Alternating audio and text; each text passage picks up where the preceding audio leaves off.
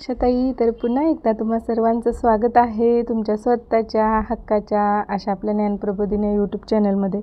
तर मैत्रिणींनो, या पाठीमागचे जे नोव्हेंबर 2025मधील आशा स्वयंसेविका यांच्या दृष्टीनं अतिशय उपयुक्त माहिती, तर यावरचे व्हिडिओ 2-3 व्हिडिओ मी टाकलेले आहेत. ते तुमच्या नक्कीच उपयोगाचे ठरतील. आणि हा जो आजचा व्हिडिओ आहे तो संवाद लेखनावरचा आहे.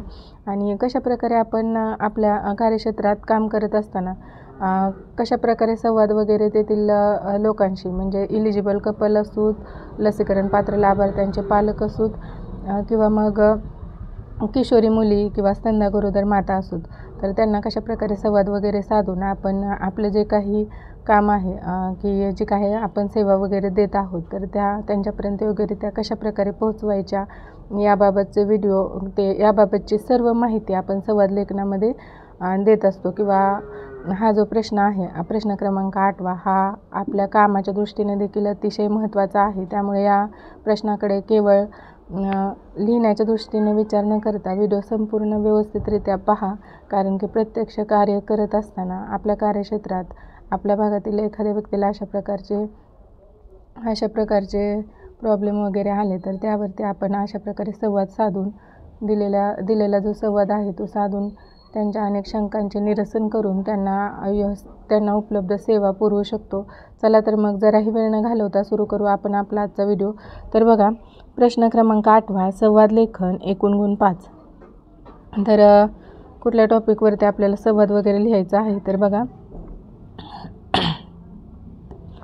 लसीकरणापासून वंचित राहिलेल्या बालकांचे किंवा पालकांचे याबाबत आशा कसे समुपदेशन करेल ते लिहा.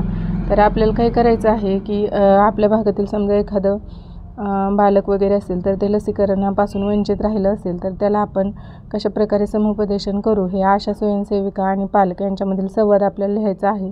तर सुरुवातीला आपण कुठेही हसत तेथील व्यक्तींना नमस्कार असं म्हणायचं आहे. त्यामुळे बघा मी संवाद कसा लिहिलेला आहे. आशा म्हणते, नमस्कार, मी तुमच्या भागातील आशा सेविका. पालक, नमस्कार आशा, आज मी तुमच्या बाळाच्या आरोग्याबद्दल आणि पुढील लसीकरणाबद्दल बोलायला आले आहे. कसे आहात तुम्ही सर्वजण? पालक, आम्ही सर्वजण ठीक आहोत ताई, पण बाळाच्या लसीकरणाबद्दल मनात थोडी भीती आहे, म्हणूनच तर गेल्या वेळी लसीकरणाला गेलो नाही. आशा म्हणते, तुमची काळजी समजते, पण कारण तरी काय आहे नेमकं भीतीचं? वेळ, तब्येत, प्रवास की काही दुष्परिणाम झाले होते मागच्या वेळी? तर पालक काय म्हणतात बघा, मागच्या वेळी ताप आला होता, त्यामुळे घाबरलो. शिवाय सोशल मीडियावर काही व्हिडिओ पाहिले, म्हणतात लस धोकादायक असू शकते. तर अशा प्रकारचा जर प्रश्न वगैरे त्या पालकांनी किंवा रिझन सांगितलं की लसीकरणाचे दुष्परिणाम झालेले आहेत, किंवा आम्ही व्हिडिओ वगैरे पाहिले की ते लसीकरण वगैरे आपल्या बाळासाठी योग्य नसतं, त्याचं दीर्घकालीन दुष्परिणाम होतात, तर त्यावर आशा स्वयंसेविका या नात्यानं आपण उत्तरे द्यायची आहेत. तर बघा, आशा म्हणते, धन्यवाद, खुलेपणाने सांगितल्याबद्दल. थोडक्यात स्पष्ट करते, लस ही आजार होऊ नये म्हणून देतात. गोवर, रुबेला, डिप्थेरिया, पोलिओ, कांजण्या, कावीळ, निमोनिया, अतिसार या यांसारख्या अनेक गंभीर आजारांपासून या लसी बाळाला सुरक्षित ठेवतात. जगभरात लसीकरणामुळे बालमृत्यू मोठ्या प्रमाणात कमी झालेले आहेत. इंजेक्शनानंतर हलका ताप,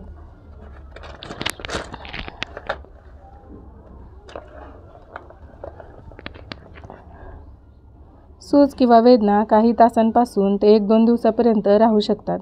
हे सामान्य प्रतिकारक शक्ती तयार होण्याची लक्षणे आहेत. यासाठी घरी पॅरासिटामॉल डॉक्टरांनी सांगितलेल्या सल्ल्यानुसार देऊ शकता.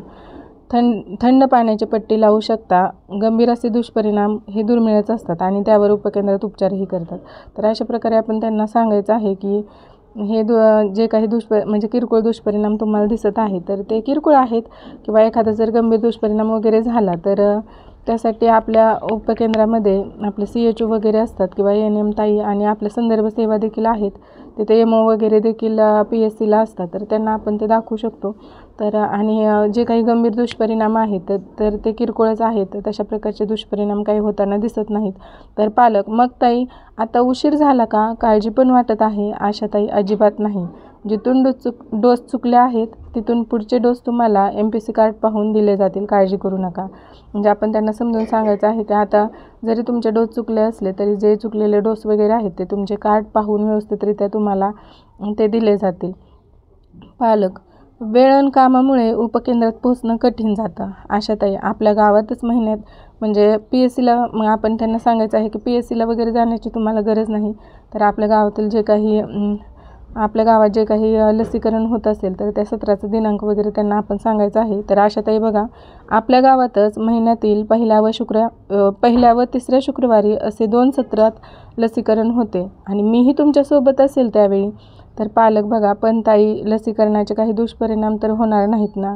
तर आशाताई बघा, वैज्ञानिक संशोधन आणि आरोग्य यंत्रणा स्पष्ट सांगते की बालकास देण्यात येणाऱ्या सर्व लसी पूर्णपणे सुरक्षित आहेत. उलट लसीकरण न झाल्यास मात्र बालकास गोवर, न्यूमोनिया, डायरिया, पोलिओ होण्याचा धोका वाढतो. बाळ कुपोषितही होऊ शकते. तर अशा प्रकारे आपण त्यांना विश्वास म्हणजे त्यांच्यात निर्माण करायचा आहे की या ज्या लसी आहेत त्या पूर्णपणे सुरक्षित आहेत. सुरक्षिततेची खात्री करूनच या लसी तुमच्यापर्यंत पोहोचवल्या जातात. त्यानंतर पालक बघा, किरकोळ दुष्परिणाम झाले तर काय करायचं? आशाताई, बाळाला पॅरासिटामॉलची गोळीचा 1 तुकडा द्या. योग्यरित्या थंड पाण्याच्या पट्टीने शेका. योग्य आहार आणि उन्हात जाऊ न देणे.